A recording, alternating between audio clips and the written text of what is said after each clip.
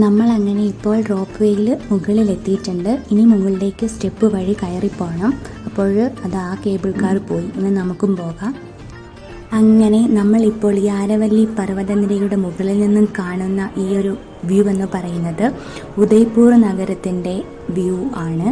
അതായത് 1559 മഹാറാണ ഉദയ്പൂർ സിംഗ് രണ്ടാമൻ സ്ഥാപിച്ച ആർട്ടിഫിഷ്യൽ ലേക്കിന് ചുറ്റുമായിട്ട് വ്യാപിച്ചു കിടക്കുന്ന ഉദയ്പൂരിൻ്റെ കാഴ്ചയാണ് നിങ്ങളിപ്പോൾ കാണുന്നത്. ഇവിടെ ഈ പെട്ടി പോലെയൊക്കെ കാണുന്നത് മുഴുവനും കെട്ടിടങ്ങളൊക്കെയാണ്. അതുപോലെ 11 കൊട്ടാരങ്ങളോളം ഇവിടെയുണ്ട്. മേവാർ കുടുംബത്തിൻ്റെ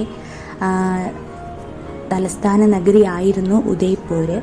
അപ്പോൾ നിങ്ങൾക്ക് അറിയാം കൊട്ടാരങ്ങൾ, പിന്നെ ആർട്ടിഫിഷ്യൽ ലേക്കുകൾ 9 ആർട്ടിഫിഷ്യൽ ലേക്കുണ്ട്. അതിൽ പിച്ചോള ലേക്സ് നമ്മൾ ഓൾറെഡി കണ്ടിട്ടുണ്ടായിരുന്നു. ഇതാണ് നമ്മൾ മുകളിൽ നിന്നും ഈ ഏറ്റവും വലിയ ഉയരത്തിൽ നിന്ന് ആരവല്ലി പർവ്വതത്തിൻ്റെ മുകളിൽ നിന്ന് നോക്കുമ്പോൾ കാണുന്ന ഉദയ്പൂരിൻ്റെ ഓവറോൾ ചിത്രം എന്ന് പറയുന്നത്. അതാണ് നമുക്കവിടെ സൈഡിൽ കാണുന്നത് പിച്ചോള ലേക്ക്. ഏറ്റവും വലിയ ലേക്കാണ്, ഉദയ്പൂരിലെ ഏറ്റവും വലിയ ലേക്കാണ് ഈ ഒരു പിച്ചോള ലേക്ക്. പിന്നെ ചെറിയ ചെറിയ ലേക്കുകൾ വേറെയുമുണ്ട്. അതൊക്കെ നമുക്ക് നാളെ കാണാം.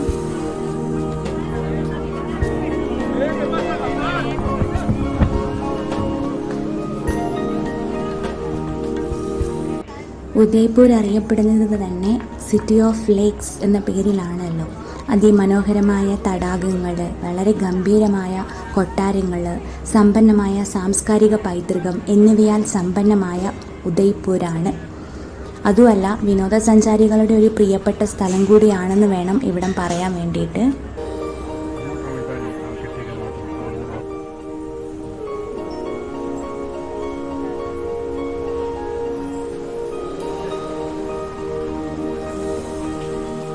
നമ്മൾ ആ നിന്ന സ്ഥലത്ത് നിന്നും കുറച്ചിങ്ങോട്ട് മാറി വന്നപ്പോൾ ഇവിടെ ഒരു കാർണി മാത ടെമ്പിൾ, ഒരു ചെറിയ ക്ഷേത്രമുണ്ട്. അതിലൊരു മലയുടെ ഏറ്റവും ടോപ്പിലാണ് ഈ ക്ഷേത്രവും ഉള്ളത്. ഈ ക്ഷേത്രത്തിന് ഈ ഭാഗത്ത് വന്നു കഴിഞ്ഞാൽ നമ്മൾ ഒരു ഭാഗമാണ് ഉദയ്പൂരിൻ്റെ നേരത്തെ കണ്ടത്. മറ്റു ഭാഗം ഈ ഒരു സ്ഥലത്ത് വന്ന് അതിൻ്റെ നേരെ ഓപ്പോസിറ്റ് സൈഡാണ്. അപ്പോൾ അവിടെ കുറച്ചുകൂടെ വിശാലമായിട്ട് തടാകത്തിൻ്റെ കാഴ്ചകളൊക്കെ കാണാൻ വേണ്ടിയിട്ട് പറ്റും. പിച്ചോള ലേക്കും അതുപോലെ അപ്പുറത്ത് ഫത്തേ സാഗർ ലേക്ക്, അതിൻ്റെയൊക്കെ കാഴ്ചകൾ കാണാൻ പറ്റും. ഇപ്പം നമ്മൾ ഈ കാണുന്നത് പിച്ചോള ലേക്കാണ്. അത് ഏറ്റവും വലിയ ലേക്കാണ്, അതുകൊണ്ട് വ്യാപിച്ചു കിടക്കുന്നത്. ഇതിനൊക്കെ എടുത്തു പറയേണ്ട കാര്യം, ഇതൊന്നും ഓൾറെഡി ഉണ്ടായിരുന്നതല്ല. ഇതൊക്കെ ആർട്ടിഫിഷ്യൽ ലേക്കുകളാണ്. അതാണ് അതിൻ്റെ ഒരു സ്പെഷ്യാലിറ്റി എന്ന് പറയുന്നത്. ഇതാണ് ഞാൻ ആ പറഞ്ഞൊരു ടെമ്പിൾ, ഏറ്റവും മുകളിൽ ഒരു ടെമ്പിൾ ഉണ്ടെന്ന് പറഞ്ഞതും. പിന്നെ ടെമ്പിളിനെ കുറിച്ച് കൂടുതലായിട്ടൊന്നും നമുക്കറിയത്തില്ല. അങ്ങനെ നമ്മൾ ആ ഹിൽ ടോപ്പിൽ നിന്നും തിരിച്ച് താഴേക്ക് പോകാൻ വീണ്ടും റോപ്പ് വേയിൽ കേബിൾ കാറിനുള്ളിൽ കയറി. നല്ല ചൂടാണ് ഇപ്പോഴിവിടെ. ഇവിടെ നിന്ന് നോക്കുമ്പോൾ കാണുന്ന പിച്ചോള ലേക്കിൻ്റെ ദൃശ്യങ്ങളും നമ്മൾ പോകേണ്ട താഴേക്കുള്ള ആ ഒരു വഴി ഭാഗങ്ങളാണ് ഇതൊക്കെ.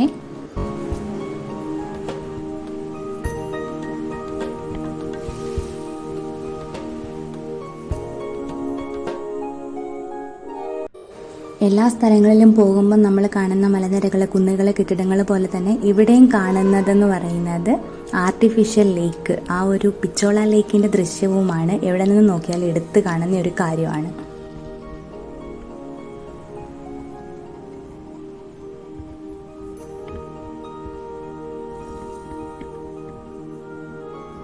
ഞങ്ങൾ രണ്ടുപേരും മാത്രമേ ഉള്ളൂ ഇതിനുള്ളിൽ. അതുകൊണ്ട് തന്നെ ഞങ്ങൾ തിരക്ക് പിടിച്ച് സെൽഫീസും ഫോട്ടോസും എടുക്കുന്ന തിരക്കിലാണ്. നല്ല രീതിയിൽ കിട്ടുമെന്ന പ്രതീക്ഷയിലാണ് തിരക്ക് പിടിച്ച് ഞങ്ങൾ സെൽഫീസും ഫോട്ടോസും എടുക്കുന്നത്. ചേട്ടായി ആ ഗ്യാപ്പിൽ വീഡിയോയും എടുക്കുന്നു. ഇതാ ഇവിടെ വീണ്ടും നല്ല പച്ചപ്പ് പുതച്ച് കിടക്കുന്ന മലനിരകളും അതിനപ്പുറമുള്ള തടാകങ്ങളും ഒക്കെ കാണാൻ പറ്റുന്നുണ്ട്. ഇതാ ഈ ഒരു കേബിൾ കാർ, ഇതാ അവിടെ നിന്ന് നമ്മൾ അങ്ങോട്ട് ഇറങ്ങുമ്പം അവിടെ നിന്ന് ഇങ്ങോട്ടേക്ക് വീണ്ടും റോപ്പ് വേ വഴി വണ്ടികൾ വരുന്നുണ്ട്. ഇതാ കാണാൻ പറ്റും, നമ്മൾ ഇങ്ങോട്ട് വന്ന സെയിം സാധനം. പക്ഷെ ഇപ്പം നമ്മൾ അങ്ങോട്ട് പോകുന്നത് ഏറ്റവും മുൻപിൽ, അതുകൊണ്ട് കുറച്ചുകൂടെ ക്ലിയർ ആയിട്ട് കാഴ്ചകളൊക്കെ നമുക്ക് കാണാൻ വേണ്ടിയിട്ട് പറ്റുന്നുണ്ട്. താഴേക്ക് നോക്കുമ്പോൾ ഇതാണ് അവസ്ഥ.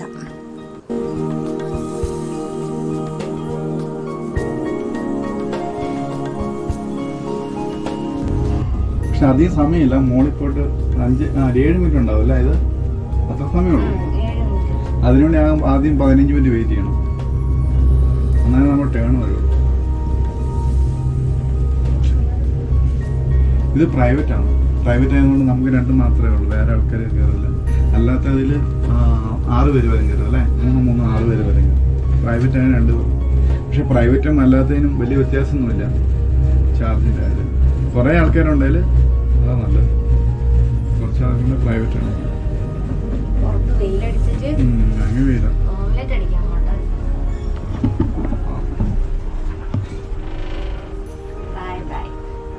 എത്തി എന്നാ ഓഫായി. ഇനി ചക്രം ഉപയോഗിച്ച് അങ്ങോട്ട്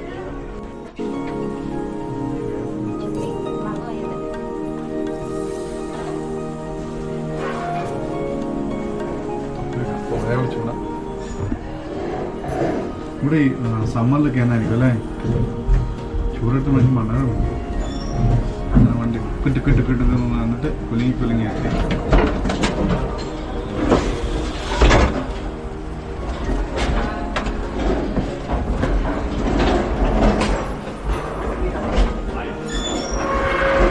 ഊഞ്ഞാലട്ടോ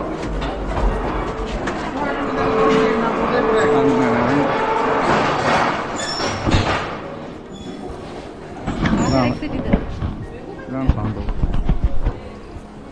ഈ പച്ച കളറുള്ള വണ്ടിക്കാണ് നമ്മൾ വന്നിട്ടുണ്ടായിരുന്നത്. നമ്മൾ ഇറങ്ങിക്കഴിഞ്ഞിട്ട് നിങ്ങളെ ഒന്നുകൂടി കാണിച്ചു തരാം. നമ്മൾ ഇവിടെ നിന്നാണ് പോയ സമയത്ത് പെട്ടെന്ന് വന്ന് പോയതുകൊണ്ട് വീഡിയോസ് ഒന്നും എടുക്കാൻ പറ്റിയിട്ടുണ്ടായിരുന്നു. അതുകൊണ്ടാണ് ഇതിനാണ് ഇപ്പം നമ്മൾ വന്ന് ഇറങ്ങിയത്. ഇനി ഇവിടെ നിന്ന് നമുക്ക് മുന്നോട്ട് പോകാം. ഇപ്പോൾ നമ്മൾ വന്നിരിക്കുന്നത് വെൽക്കം ടു ടിബറ്റൻ മാർക്കറ്റ്. അതായത് ഇവിടെ ഒരു ടിബറ്റൻ മാർക്കറ്റ് ഉണ്ട്. അപ്പോൾ ആ മാർക്കറ്റിനുള്ളിലെ കാഴ്ചകൾ കാണാൻ വേണ്ടി, അത് വലിയ കാഴ്ചകളെന്ന് പറയാൻ വേണ്ടിയിട്ട് തണുപ്പ് കാലത്ത് ഉപയോഗിക്കുന്ന വസ്ത്രങ്ങൾ വിൽക്കുന്ന ഒരു ഏരിയ അവിടെയാണ്. അപ്പോൾ അത് ജസ്റ്റ് ഒന്ന് കാണാമെന്ന് വിചാരിച്ച് ഞങ്ങൾ വന്നിട്ടുള്ളതാണ്. ഇപ്പം ഇങ്ങോട്ടേക്ക് കുറച്ചധികം ഉണ്ട്, നല്ല സ്പേസ് ഉണ്ടെന്ന് തോന്നുന്നു. ഇവിടെ ഫുള്ളും ഇങ്ങനെ തണുപ്പ് കാലത്തുള്ള വസ്ത്രങ്ങളാണ് ഇപ്പോൾ ഇവരിവിടെ വിൽക്കുന്നത്.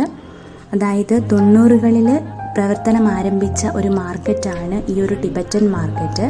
കമ്പിളി വസ്ത്രങ്ങളാണ് പ്രധാനമായിട്ട് ഇവിടെ ഉള്ളത്. ഇപ്പം നമുക്ക് നോക്കിയാൽ കാണാൻ പറ്റും, ഇവിടെ കാണുന്നതെല്ലാം കമ്പിളി വസ്ത്രങ്ങൾ തന്നെയാണ്.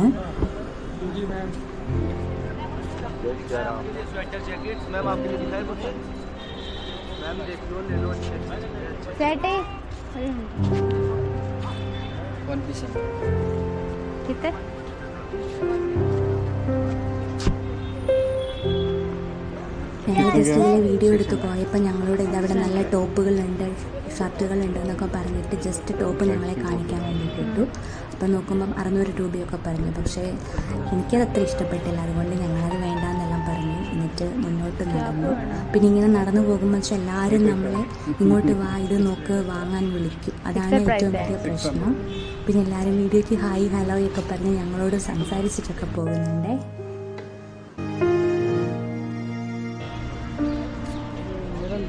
मैडम जी सॉल स्टॉक डालूं?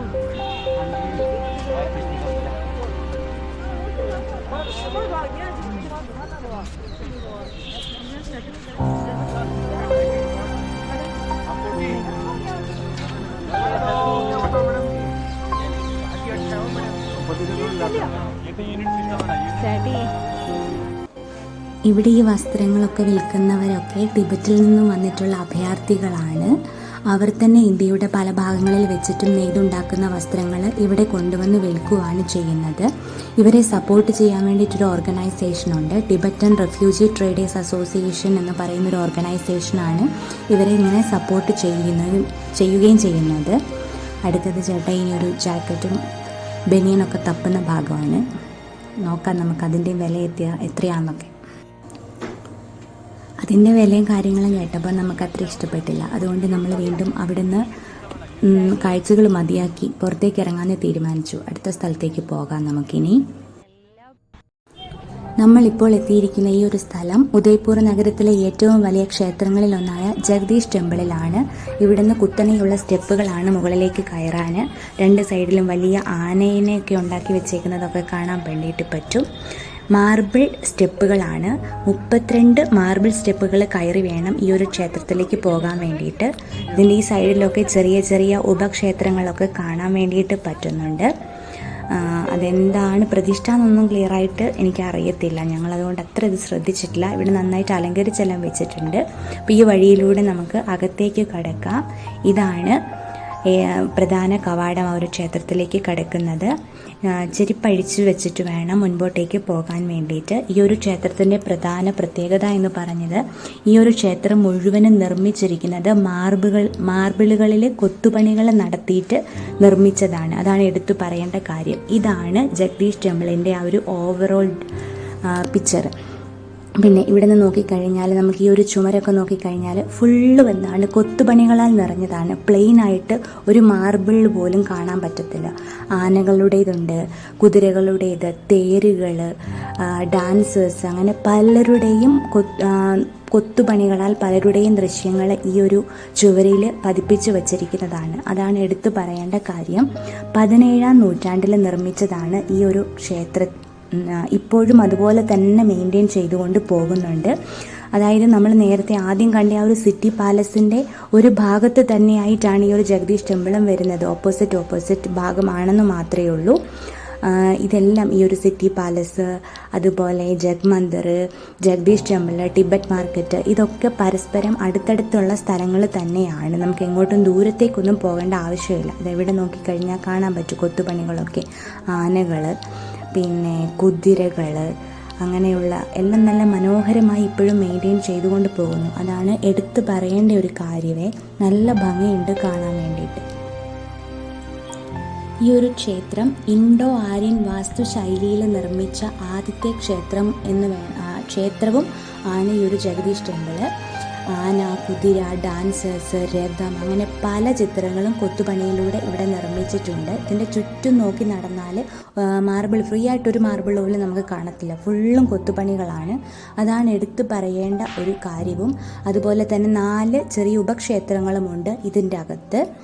1563 മഹാറാണ ജഗത് സിംഗ് നിർമ്മിച്ചതാണ് ഈ ഒരു ടെമ്പിള്. ഇവിടെ 79 അടി ഉയരമാണ് ഈ ഒരു ക്ഷേത്രത്തിനുള്ളത്. അത് മുഴുവനും പൂർണ്ണമായും മാർബിളിൽ തന്നെയാണ് നിർമ്മിച്ചിരിക്കുന്നതും. ആ മാർബിളുകളിലൊക്കെ തന്നെ പലതരത്തിലുള്ള കൊത്തുപണികളും നമുക്ക് കാണാൻ വേണ്ടിയിട്ട് പറ്റും. ഇതാണ് ഇതിൻ്റെ 73 അടി ഉയരമാണ്. അപ്പോൾ ഈ ഒരു ഇത്രയും ഉയരത്തിലും അതും ഫുൾ മാർബിളുകളിലും കൊത്തുപണികളും നിറഞ്ഞതാണ്. അതാണ് എടുത്തു പറയേണ്ട ഒരു കാര്യം. വളരെ മനോഹരമായിട്ടുള്ള ഒരു ക്ഷേത്രമാണ് ഈ ഒരു ജഗദീഷ് ടെമ്പിൾ എന്ന് പറയുന്നത്. അതുപോലെ ഇവിടുത്തെ പ്രതിഷ്ഠ എന്ന് പറയുന്നത് ലക്ഷ്മി നാരായൺ അല്ലെങ്കിൽ വിഷ്ണു, അതാണ് ഇവിടുത്തെ പ്രതിഷ്ഠയും.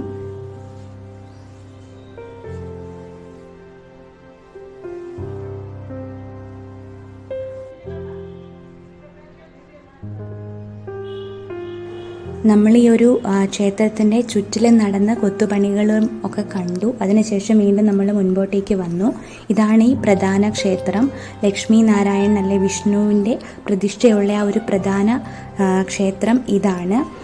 ഇതിൻ്റെ ഉള്ളിലേക്ക് ക്യാമറ അനുവദിക്കില്ല. അതുകൊണ്ട് ഇവിടെ വരെ മാത്രമേ നമുക്ക് വീഡിയോസൊക്കെ എടുക്കാൻ പറ്റുള്ളൂ. അപ്പം നമ്മളിവിടെ നിന്ന് ജസ്റ്റ് കണ്ട് തിരിച്ചു പോരുവാണ്.